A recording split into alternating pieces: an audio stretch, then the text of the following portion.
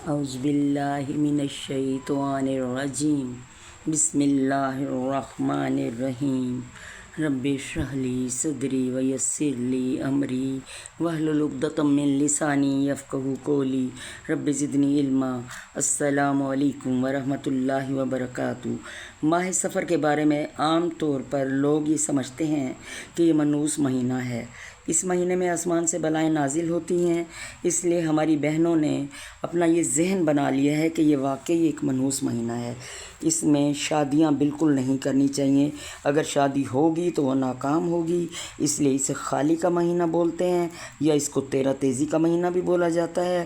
شریعت کے مطابق اور حدیث سے یہ بات ثابت ہوتی ہے کہ کوئی مہینہ منحوس نہیں ہوتا، سب مہینے اللہ کے ہیں اور اللہ ہی نے اس کی حرمت برقرار رکھی ہوئی ہے۔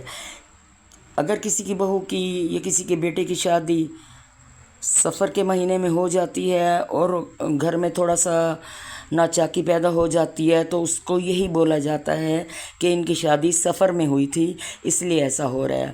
اور کسی کی بہو کے بارے میں یہ کہنا کہ وہ منحوس ہے، ہاں اگر بہو بد کردار ہو، بد زبان ہو، یعنی اس کا اخلاق خراب ہو، اس کی وجہ سے اس کا عمل خراب ہو، تو بھی اس کا اپنا عمل خراب ہے، اس میں ماہ سفر کا تو کوئی عمل دخل نہیں۔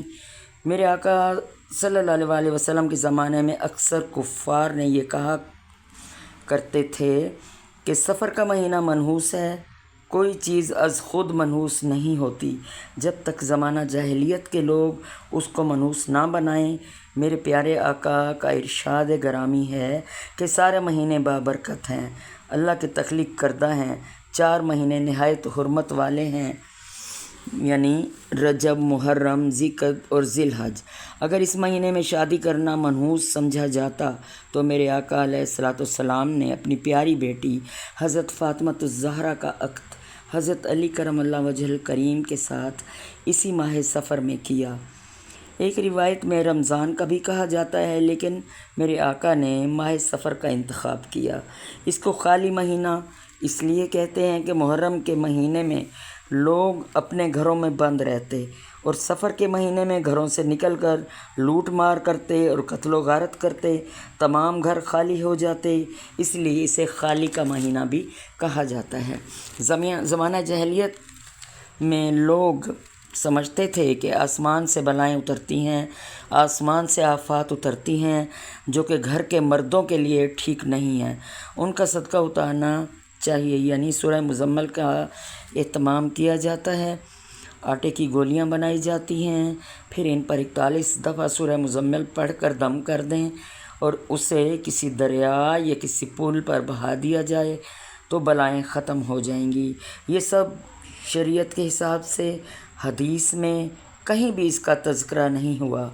ہاں اگر آپ سورہ مزمل کا اہتمام کرنا چاہیں تو ضرور کر سکتے ہیں، باعث برکت ہوگا۔ اس کے علاوہ کالے چنے گھر کے مردوں کے مطابق، یعنی اگر گھر میں مرد 2 لڑکے ہیں تو آدھا کلو چنے ابال کر بانٹیں۔ اسی طرح اگر مردوں کی تعداد زیادہ ہے تو چنوں کا وزن بھی بڑھائیں اور خیرات کریں۔ خیرات کرنا وہ بھی اللہ کے نام پر باعث ثواب ہے، وہ آپ کبھی بھی کر سکتے ہیں۔ اس کے علاوہ ماہ سفر کا انتظار کیوں کرتے ہیں؟ آپ کسی بھی مہینے میں اللہ کے نام کا صدقہ اور خیرات کر سکتے ہیں، اللہ کی ذات اس کو قبول فرمائے گی۔ امید ہے آپ دوست سمجھ گئے ہوں گے کہ یہ سب فضولیات ہیں، آپ کی شریعت میں اس کو اہمیت نہیں دی جاتی۔ اسی طرح ہر ماہ میں ولیوں کی ولادتیں بھی ہوتی ہیں اور ان کا وصال بھی ہوا، جیسے ہمارے پیارے حبیب صلی اللہ علیہ وسلم ماہ ربیع الاول میں اس دنیا میں تشریف فرما ہوئے، مرحبا یا رسول اللہ۔ اسی طرح باقی نبی ولی بھی مختلف مہینوں میں تشریف فرما ہوئے، اس لیے اپنے دماغ سے یہ باتیں نکال دیں کہ یہ سب لوگوں کے بتائے گئے مفروضے ہیں۔ اگر ویڈیو اچھی لگے تو اس کو لائک، سبسکرائب کریں اور بیل آئیکن دبانا نہ بھولیں۔ جزاک اللہ خیر۔